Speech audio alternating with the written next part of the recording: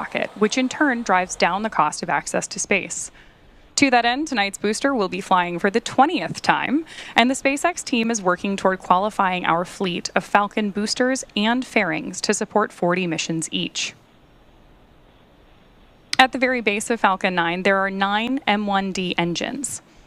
Collectively, those generate 1.7 million pounds of thrust at liftoff and accelerate the first stage through the Earth's atmosphere on its way to space.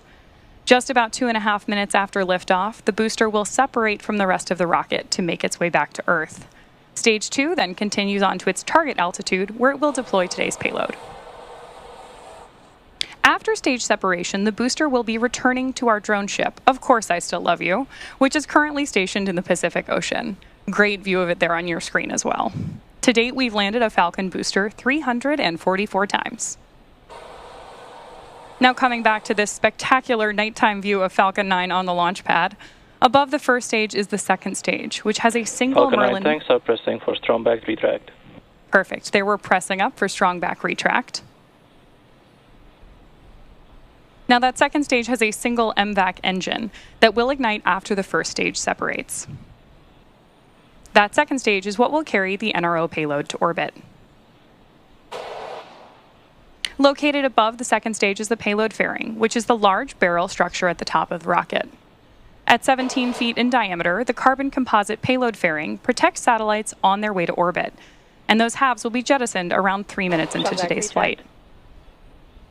Callouts for mission control that we're preparing for strong back retract. The next visual indication we're going to have of our progress toward liftoff tonight is the opening of those clamp arms around the base of stage 2. Around the base of the payload fairing. We've been hearing a lot of callouts from mission control about the transporter erector, or TE. And coming up, great, right on time, we're retracting the TE away from Falcon 9. At T-0, the ground hydraulic systems will pull the TE even further away from Falcon as it lifts off and clears the pad. The first stage is connected to a launch mount at the base of the TE right now, but the structure is hinged to allow for that retraction we just saw. You've heard it called the strong back by the launch team so far, in no small part because it does a lot of heavy lifting in the lead up to launch. We use the TE both to roll the vehicle out to the pad and raise it to its vertical launch position.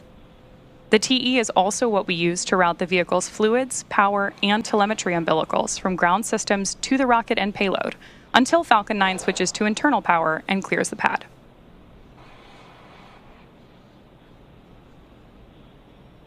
Now, at this point in the countdown, both the first and second stages are nearly fully loaded with 1 million pounds of kerosene. Stage 1 LOX load is complete. Confirmation of LOX load complete. Both the first and second stage finish loading propellants just about a minute apart from each other. And again, the propellants on board Falcon 9 are a kerosene fuel called RP1 and liquid oxygen. We're currently standing by for LOX load complete on board the second stage, expected in just about 30 seconds. As always, the white clouds that you see around the vehicle are totally normal. That's the chilled gas from above the liquid oxygen tank that we vent overboard to maintain pressure in the rocket as needed. When that vented oxygen comes out of the tank and into the California air, the humidity condenses into clouds.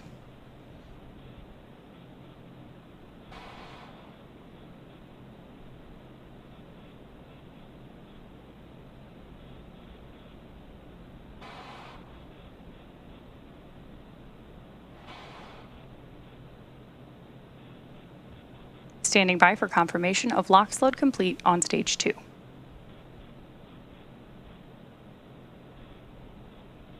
Stage 2 LOX load is complete.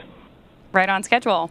So the next major milestone that we're listening for is at about T-minus 60 seconds when Falcon 9 will be in startup mode. That means that the Falcon 9 autonomous internal flight compute closeouts are on their way there for Falcon 9.